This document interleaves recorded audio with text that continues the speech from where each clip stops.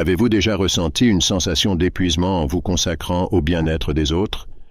Carl Jung, l'un des fondateurs de la psychologie analytique, nous avertit que même les gestes les plus généreux peuvent abriter des ombres capables de ronger notre intégrité émotionnelle. Souvent, la volonté d'aider est ancrée non seulement dans un désir altruiste, mais aussi dans des motivations inconscientes qui nécessitent un examen minutieux. L'acte d'aider peut, paradoxalement, servir de stratégie pour ne pas confronter nos propres insécurités ou besoins profonds. Ainsi, l'aide apportée aux autres devient le reflet de nos propres limitations.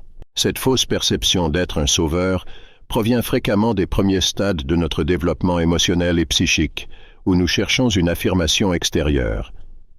En nous consacrant à résoudre les problèmes des autres, nous imaginons obtenir l'appréciation que nous désirons. Cependant, cette approche peut se révéler nuisible, car au lieu de guérir nos propres blessures, nous finissons par les projeter sur les autres. Dans ce contexte, l'acte d'aider devient une échappatoire et, simultanément, un moyen de forger une identité fondée sur le rôle de gardien ou de solutionneur de crise. Prenons l'exemple d'une personne qui investit tout son temps dans le soin de sa famille ou de ses amis. Cette personne peut ressentir un immense vide lorsqu'elle ne rencontre pas de problèmes à résoudre, ce qui révèle une dépendance émotionnelle dans son comportement d'aide. Cette personne n'offre pas son aide parce qu'elle est pleine d'énergie et de paix, mais parce que son identité s'est construite autour du besoin d'être indispensable. Ce modèle de comportement nourrit un cycle nuisible, où l'aide ne découle pas d'un excès, mais d'un manque. De plus, ce modèle peut déstabiliser les relations, en établissant une dynamique de dépendance où les autres se perçoivent comme incapables sans l'intervention salvatrice, ce qui limite leur croissance personnelle et gonfle l'ego de celui qui aide, renforçant l'illusion d'agir correctement. Jung propose une approche alternative, l'aide consciente, qui nécessite de reconnaître nos véritables motivations avant d'agir. En comprenant que nous ne sommes pas chargés de résoudre tous les dilemmes des autres, nous libérons à la fois les autres et nous-mêmes. Nous apprenons à offrir du soutien depuis une position d'équilibre, en honorant le développement individuel de chacun. Ainsi, l'aide devient un geste d'amour véritable, et non une projection de nos désirs intérieurs. L'archétype du héros, tel que l'explore Jung, peut être à la fois motivant et restrictif. Il nous pousse à assumer le rôle de sauveur dans des contextes qui dépassent souvent nos capacités ou responsabilités. Bien que le héros aspire à ce qu'il y a de mieux pour les autres, il le fait fréquemment au détriment de son propre bien-être. Cet archétype découle d'un récit culturel qui traverse l'humanité, depuis les mythes anciens jusqu'aux sagas contemporaines. Le héros est vénéré comme le libérateur qui, contre toutes les adversités, émerge victorieux. Cependant, dans la réalité, le héros ne trouve pas toujours une fin heureuse. En absorbant les tribulations des autres, il met en péril sa propre stabilité émotionnelle, s'éloignant de ses besoins essentiels. Les parents qui s'efforcent de résoudre tous les défis auxquels leurs enfants sont confrontés, des questions académiques aux dilemmes émotionnels, le font généralement avec un désir sincère de protéger et de guider. Cependant, ce comportement peut inconsciemment priver les jeunes de l'opportunité de développer des compétences cruciales pour gérer leurs propres adversités.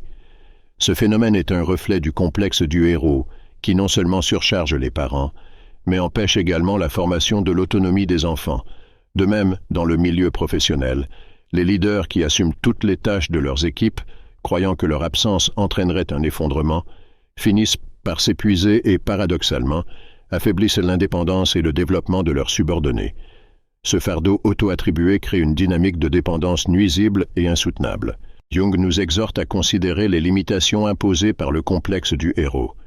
Accepter que nous ne puissions pas être des sauveurs universels est une étape essentielle dans le processus d'individuation, qui consiste à intégrer les divers aspects de notre psyché. Au lieu d'essayer de porter le monde sur nos épaules, nous devons apprendre à offrir du soutien aux autres, tout en maintenant notre stabilité personnelle. Cela n'implique pas de refuser l'aide, mais d'offrir un soutien d'une manière équilibrée et consciente. De plus, il est crucial de distinguer entre aider et contrôler. Le héros, dans son élan de protection, peut involontairement tenter de diriger la vie des autres, supposant savoir ce qui est mieux pour eux. Bien que cette attitude puisse être motivée par de bonnes intentions, elle peut être perçue comme oppressive ou paternaliste. Pour honorer les processus et les limites individuelles, il est nécessaire de transformer le complexe du héros en un outil de soutien véritable. Jung souligne également l'importance de prendre soin de soi tout en aidant les autres. Être un héros ne doit pas impliquer un sacrifice de soi absolu, mais plutôt reconnaître que notre véritable force provient de l'équilibre entre donner et recevoir. Ce n'est que lorsque nous sommes en paix intérieurement que nous pouvons être un soutien effectif pour les autres. L'altruisme, souvent exalté comme l'une des plus grandes vertus humaines, peut masquer un côté sombre, l'ombre de l'ego, contre laquelle Jung nous avertit. Souvent, ce qui motive des actions apparemment généreuses est un besoin sous-jacent de reconnaissance, de pouvoir ou de validation personnelle. Ce qui semble à première vue être de la générosité peut, en réalité, être une tentative de l'ego de se sentir indispensable. Considérez la situation de quelqu'un qui se propose toujours d'aider, même lorsque cela n'est pas nécessaire. Cette personne cherche peut-être l'admiration ou tente de renforcer son estime de soi à travers la gratitude des autres. Bien que ces actions puissent paraître altruistes, elles sont profondément enracinées dans la quête d'approbation. Ce type d'altruisme, au lieu de favoriser des relations authentiques, perpétue des modèles de contrôle et de dépendance. De plus, l'ombre de l'ego peut générer des comportements passifs agressifs lorsque la gratitude attendue n'est pas reçue, entraînant des sentiments de rancune ou de ressentiment. Cette réaction révèle que l'aide offerte n'a pas été aussi désintéressée qu'elle semblait au départ. L'altruisme, lorsqu'il est déformé, se transforme en un instrument pour nourrir l'ego, s'écartant de son essence en tant que manifestation véritable d'amour ou d'empathie. Dans le contexte professionnel, notamment dans des fonctions comme éducateur, thérapeute ou leader, il est courant de succomber à la présomption que nous possédons la solution idéale aux problèmes des autres. Cette attitude, bien qu'elle soit née du désir d'aider, révèle souvent un besoin de l'ego d'affirmer sa supériorité, plutôt que de véritablement autonomiser les autres. Cette approche restreint le développement autonome des personnes que nous essayons d'aider. Carl Jung nous incite à adopter l'auto-observation continue comme moyen de confronter nos ombres. En reconnaissant nos motivations cachées, nous pouvons orienter nos actions pour qu'elles soient des expressions sincères de compassion. Cela implique d'aider de manière authentique et désintéressée, recherchant non des récompenses, mais la satisfaction intime de contribuer positivement au bien-être des autres. La véritable aide naît lorsqu'elle est guidée par le cœur et non par l'ego, favorisant notre propre croissance personnelle. L'archétype du martyr, glorifié dans diverses cultures comme un symbole de sacrifice et de vertu, porte, selon Jung, des dangers significatifs lorsqu'il est vécu de manière excessive. Le martyr, en négligeant ses propres besoins pour le bien d'autrui, peut tomber dans un cycle d'autodestruction et de ressentiment. Caractérisé par la difficulté à établir des limites saines, le martyr croit souvent que sa valeur réside dans ce qu'il est prêt à sacrifier, que ce soit son temps, son énergie ou son bonheur personnel. Ce sacrifice constant ne fait pas seulement affaiblir le martyr, mais il favorise également une relation pathologique de dépendance entre lui et ceux qui l'entourent. Par exemple, un parent qui se sacrifie sans cesse pour ses enfants peut, sans le vouloir, les empêcher de développer leur autonomie et leur responsabilité. De plus, le martyr peut rechercher une validation pour sa souffrance, s'attendant à ce que les autres reconnaissent et apprécient ses efforts. L'absence de cette validation peut entraîner frustration et sentiment d'incompréhension, perpétuant un cycle de victimisation. Ce comportement nuit non seulement au martyr, mais il détériore aussi ses relations, les rendant tendues et déséquilibrées. De plus, le martyr peut utiliser son sacrifice comme un outil de manipulation émotionnelle en montrant combien il a souffert ou ce qu'il a offert.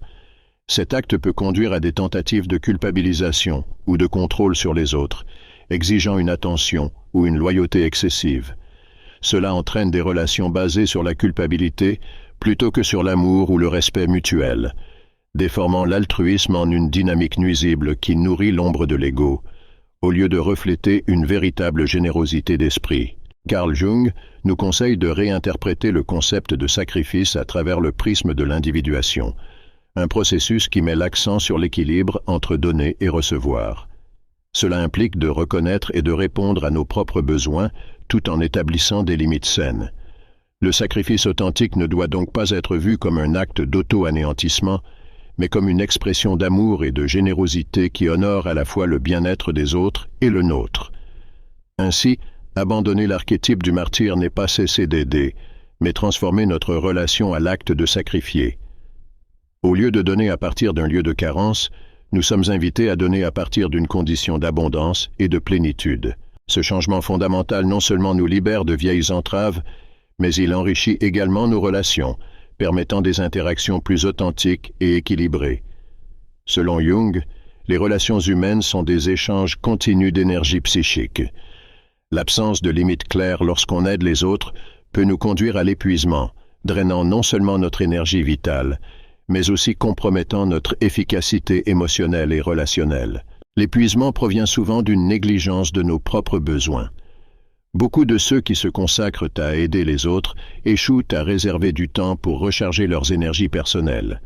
À l'instar d'un verre qui se vide continuellement sans être rempli, ces personnes peuvent finir par être incapables de satisfaire même leurs besoins les plus fondamentaux.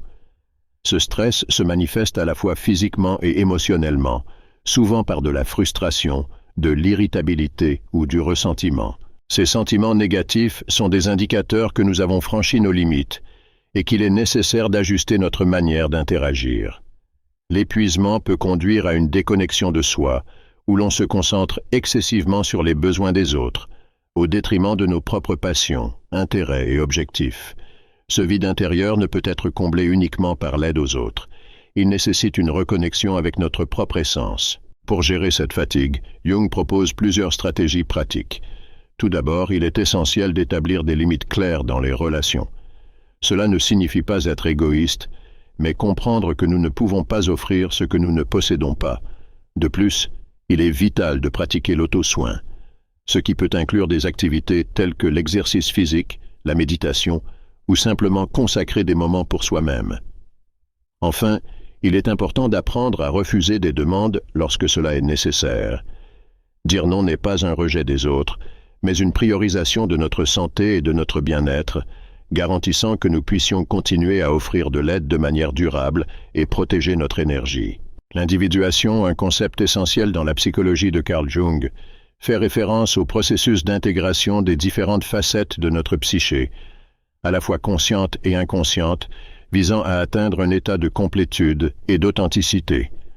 Ce parcours nous défie de ne pas nous perdre excessivement dans l'acte d'aider les autres, ce qui pourrait détourner notre attention de ce processus intérieur crucial et obstruer notre développement personnel.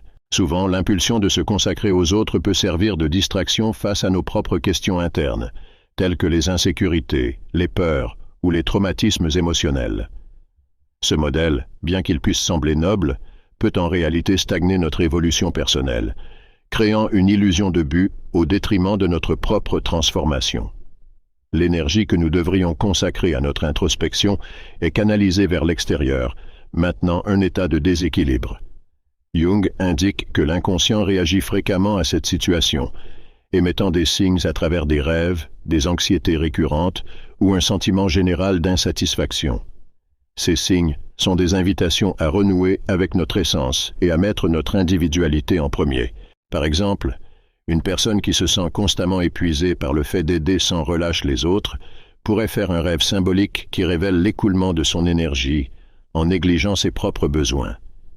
Cet impact peut aussi être évident si elle a des difficultés à établir des limites claires.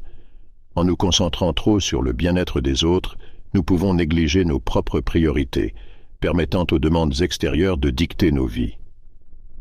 Ce déséquilibre nuit non seulement à notre santé mentale et émotionnelle, mais restreint également notre capacité à offrir un soutien véritable et authentique aux autres. Le processus d'individuation n'implique pas d'abandonner l'aide à ceux qui en ont besoin, mais d'apprendre à équilibrer nos responsabilités externes avec nos besoins internes. Jung conseille que nous consacrions du temps à l'auto-exploration à travers des pratiques comme l'imagination active, qui facilitent le dialogue avec les images et archétypes de notre inconscient. Il souligne également l'importance de se reconnecter avec nos passions et nos objectifs individuels, qui nourrissent notre âme et permettent notre épanouissement. Lorsque nous priorisons notre individuation, nous en bénéficions et devenons des intervenants plus efficaces. Dans un état d'équilibre et d'authenticité, nous sommes capables d'offrir un soutien sincère, libre de projections ou d'attentes inconscientes. Cette approche transforme non seulement nos relations, mais renforce aussi notre connexion avec le monde et avec nous-mêmes, permettant une interaction plus riche et significative dans tous les aspects de notre vie.